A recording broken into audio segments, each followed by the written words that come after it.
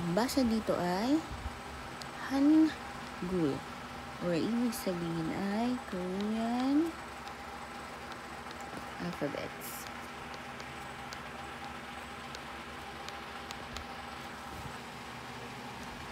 Kung gusto mong matuto mag-Korean, kailangan mong kabisaduhin at pag-aralan ang letters ng Korean. Simulan natin sa consonants. First set of consonants.